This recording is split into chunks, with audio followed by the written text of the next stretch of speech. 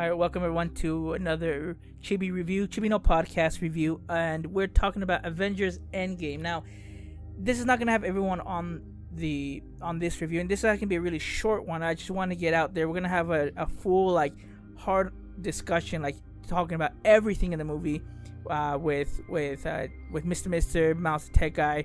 If we can get Kenpachi Ramasama and Mama Bear on there as well as Hipster Paul, we'll try and get everyone on there. But I just want to give our first impressions of it, just because we had to see it at different times. We want to get this out as fast as we can. So, in this review, you have me, David the Smash Fan, and Hipster Paul. Yay, what up?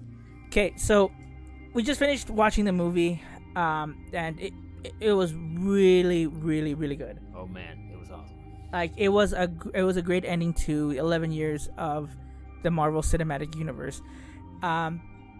So we're not gonna go over every little thing. We just want to kind of give our first impressions of it. Granted, okay, we're gonna go into spoilers in here. So if you have not seen the movie, don't watch this, because we're gonna go into deep spoiler things and point out a few things here and there what we liked and everything. So you have been warned. Yeah, you have been warned. So let's start this off. What was the biggest surprise to you in the movie? Let's go with that. We're just gonna ask maybe 2, 3, 4 questions. That's it. But what was the biggest surprise to you in the movie? The biggest surprise. I mean, I kind of knew this, but not really. But being able to have Captain America and Iron Man get together, after coming back, after Iron Man comes back to Earth, I think it was very emotional. I even though I kind of knew it was gonna happen. But it actually was a good surprise. I think that was really cool and really emotional as well. I was tearing up a little bit. I think that's one of the first things. But there's other things. But that would be the very first thing that comes into my mind. Mine was actually the fact that Black Widow died so early. I think we're maybe an hour and a half in. And she sacrifices herself to get the Soul Stone. Now, it's kind of weird how, we'll probably get into it a little bit later, but about stuff that maybe didn't make sense, that we're probably nitpicking or whatever. But I think that part was one part that I was just dang, they killed her off really fast. I thought she'd at least be in the final act of the movie. But again, I really liked how they gave us that surprise and basically say there's not everyone's gonna be at the very end, and not everyone's gonna have a happy ending. She won't have that. I mean, she stayed off early in the movie that this is her family. And the whole tagline is whatever it takes, and that's what they say before, she sacrifices herself for the stone. I was gonna say that going along with that was actually that was also surprising as well. Even though I kind of been trolled online. I don't know if you guys heard about it, but there was a rumor that she was gonna make a Black Widow movie as well. Yeah. So when she died, what? So they were just trolling us the whole time? Possibly. Yeah. So kind of going off what you said, what was a part that teared you up? You mentioned one, which was when Cap and Iron Man, but what was another part that, because there are a lot of people were 3 or 4 times. Yeah, that you got teary-eyed. So what was another part? Another part is when Scott met his daughter after coming back. Yeah. That moment, oh man, I saw a couple of people that shall not be mentioned crying. Okay. Mine, not a lot of part got to me. There's a lot of deaths in there, but the part that just really got to me was when you finally hear everyone coming back, and it's through Doctor Strange's portals that they're all able to come back to fight in the final act, and you see everyone coming back. When Spider-Man came back, people were cheering. That's you hear people were cheering when you saw T'Challa come through, but when Spider-Man came, everyone was like, yeah. And when Captain America finally says Avengers Assemble, I was like, that was pretty sick. That was pretty sick. That was a good fan service. I think a lot of people were doing that. Also, talking about fan service, when Captain America picks up Thor's hammer. Yeah, that was sick. Oh man, just my first impression, what is happening? They did a lot of fan servicey things. And here's the question: what best fan servicey scene that you like? Mine, I will tell you this right up front, and people loved this. They have to get the Soul Stone, and so they go back in time to New York, and you see this scene where, if you remember in Winter Soldiers, Captain America's in the scene with all of Hydra in the elevator, and he beats him up in Winter Soldier. In this one, he's in there, and he's talking to one of the agents. I forget his name.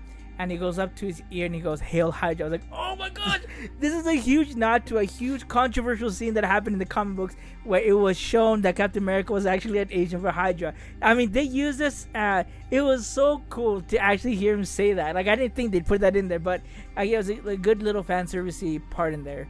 Yeah, I also like the part when they're fighting Thanos for the very last time, and they, I guess, fumbling with the Infinity Gauntlet. Like, there was a lot, like, it got to the point, like, one character, Hawkeye, has the Infinity Stones, and he passes it to Spider-Man, and then he passes it back to T'Challa, and then T'Challa, how was it? Somewhere in that. Yes. They go along back and forth, but it's really cool how they, like, interact, and then it goes to Captain Marvel, and she just, like, blitz all the way almost to the very end. Yeah. I think that was really cool, too, and kind of funny. So, let's go. This is the final question that I'm going to ask you and to think about. What was the one thing that was either unclear or maybe not I guess in your opinion, either a flaw or just something that doesn't work, either continuity wise, story wise, or you just think it was kind of meh, whatever? Well, like I mentioned to you before, and once again to the listeners, the very first thing that just pops into my mind is when Spider-Man goes back into school and he meets with Ned. You know, technically, you know that 5 years have passed, so I will assume that by then some people will be a lot older than others, but I guess they all look the same. So that didn't make any sense to me, at least now. Maybe they will address it on the new Spider-Man Homecoming movie, or Far From Home. The interesting part is it makes it look like Ned is seeing Peter Parker and is happy to see him. Now, so I don't know, it looks like he's still a student, because I think you see him with the backpack, you see him everything. So, but the way that he hugs Peter, it makes it seem like he didn't get snapped away, and he's happy to see Peter once again. So yeah, that was the first impression. I mean, maybe they'll explain it later on, but it was a bit confusing when I start thinking about it. Yeah, I mean, they could be that they have Ned, who is now like a teacher or something. I don't know. It could be, but it doesn't look that way. Yeah, and there was another one really short as well too. Like at the very end, once there was the funeral, you'll see a random kid. I mean, it took us a while to figure out who it was. But we figure out. So. Yeah, the kid at the funeral, you'll see a random kid, and he's by himself.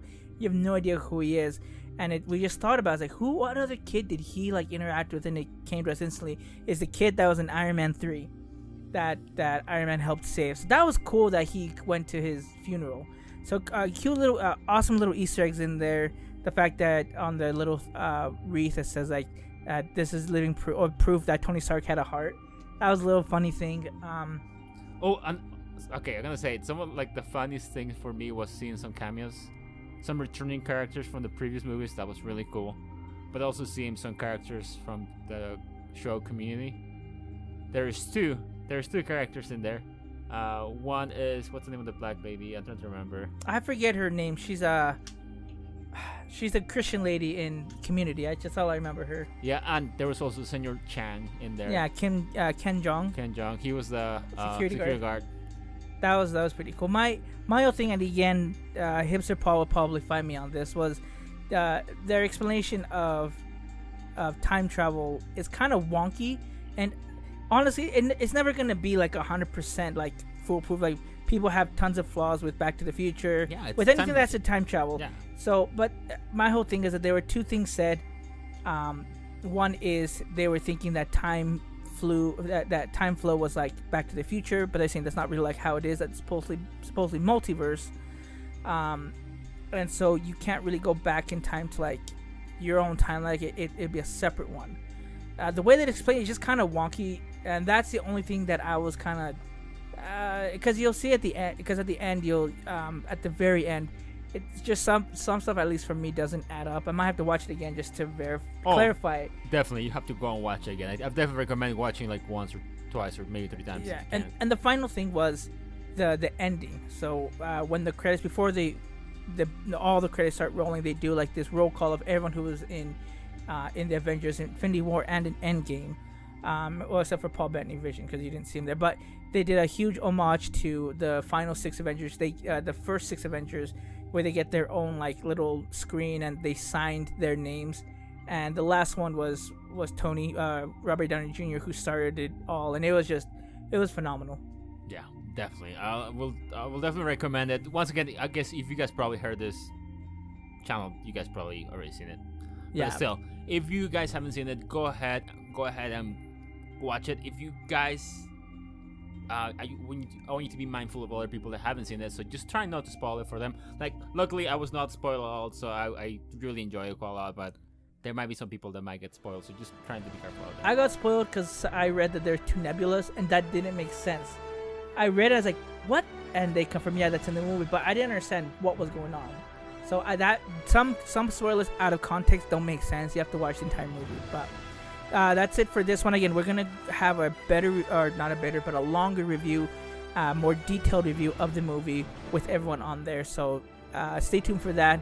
This is David the Smash Fan and Hipster Paul. Hipster Paul, and this is Chimino Podcast. Chibi out!